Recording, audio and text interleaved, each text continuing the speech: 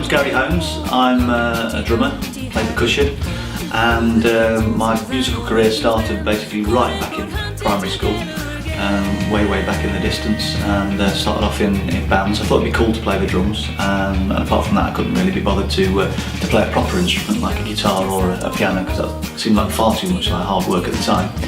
And that sort of progressed through to secondary school, and I was sort of in a couple of bands in secondary school as well. And then I went into sort of brass band music. My father, he sort of more or less twisted my arm behind my back and marched me into this brass band rehearsal room one Sunday afternoon. I remember it well. And my brass band career took off from that point off. It wasn't necessarily the music as such, but it was sort of the style of playing, and also the camaraderie with so many sort of people playing together in a different, or in the same room as one voice, if you like. And as well as sort of the brass band side of things, I also joined a Nottingham band called Splash, and they were sort of chasing that elusive record deal, and this was sort of back in the 80s, and we got quite a way down the line really. We were demoing with EMI and Arista Records and Island Records, but unfortunately we were dropped by all those labels, so I never really found fame and fortune in that way, and so I sort of lost a little bit of faith in the music industry and decided to sell out, and got a job as a summer season drummer. I went to live out in Jersey for a couple of years, playing in a hotel, all the standards, and really opened my eyes to sort of that kind of thing. And after Jersey, came back looking for a job, and it just so happened that I picked up a copy of the Evening Post one afternoon, and there was an advert there for the Fab Four, Beatles tribute band, wanting a drummer. I applied, auditioned, and I got the job, and that was 15 years ago, and I'm still with the Fab Four all this time on, and of course link up with Ian, the director of the Nursery Rhymes project, from time to time, and play with other little bands as well. So that's me in a nutshell. I sort of quite bizarrely got involved with the Nursery Rhyme Collection. I remember being in the changing room at a gig with the Fab Four when Tony Osborne, the guy that plays the George Harrison in the Fab Four, turned around to me and said, Ian Watson's been trying to get in touch with you. He's lost your phone number and he wants you to play on some nursery rhymes. And we all had a good laugh about it really. It was sort of Ian Watson's gone mad. And the last I thought about it, and Tony told me that he'd given Ian my phone number.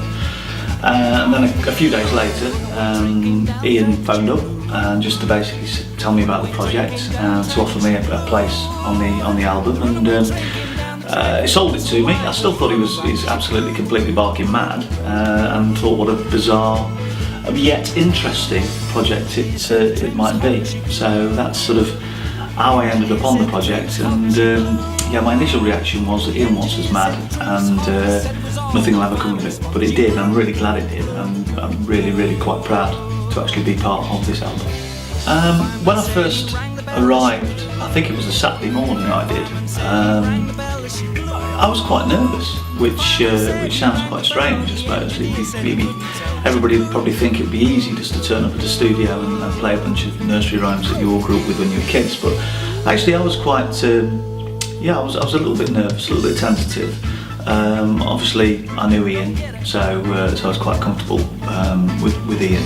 I was introduced to a guy, I think his name was Mike, Ian's sort of production partner, who played guitars. First time I've sort of met him. So here we had sort of three sort of musicians coming together to put the bones down, I suppose, for what was going to turn out to be the Nursery Rhyme Collection. After the sort of the first half hour to an hour, things just really became a lot more comfortable. Things started to gel, and you know, some of the tracks really happy with the sound and the feel of them. And it was just a shame really that we sort of ran out of time, and we had to call it quits for the day. And but no, it was a great session. Really enjoyed playing with Ian and Mike. It was brilliant. The CD as a whole, to me, was just a fantastic mix of nursery rhymes. It's the ultimate collection of nursery rhymes, and basically as I said before, such a proud time for me to actually to play on it. And the fact that I'm alongside many of the greatest musicians in Nottingham, Nottinghamshire, and the rest of the country probably, and the world. There's some great musicians on there, some fantastic individual performances, and I think as a group of people we've come together really well as well. And it's just a great sound, and really people should be buying this over all those other nursery rhyme albums out there, because this is the real deal. This is real musicians playing real instruments, and some great versions, good old rock and roll versions of traditional nursery rhymes. It's different, it's quirky, it's diverse, it's unique, and it's a great collection. I think music, certainly for the younger generation, has changed enormously from when my children were that sort of preschool age. I think it's got sort of very complicated now, and I think this album goes back to basics. I think sort of young toddlers today are probably more aware of a Britney Spears track or a Alexandra Burke track than perhaps the nursery rhymes that are still being battered out there by the schools, which is quite sad. So hopefully, this sort of nursery rhyme album will bring that sort of touch of the contemporary to the children's music section, I suppose.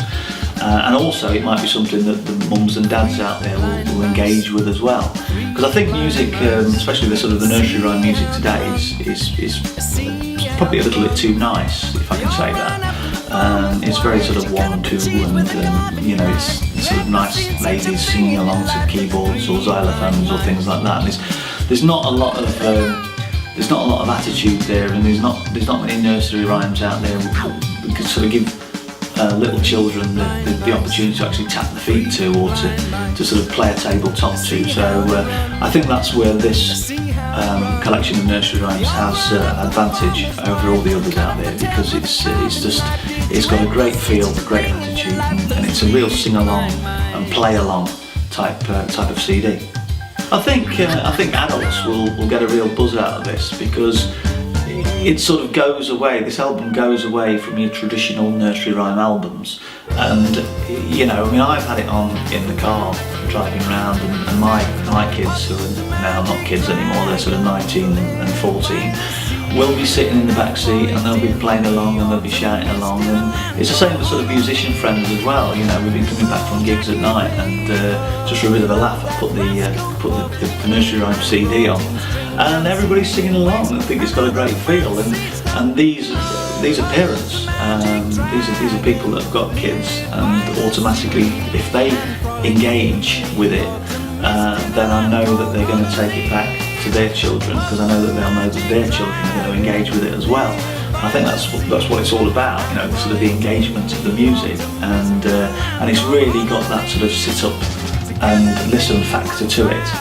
It's not something that you put on in the corner in the background. It's something that you can actually put on your stereo system. You can listen to it, you can dance to it, you can sing along to it, and it's very contemporary, and it's great for kids, and it's great for the parents as well.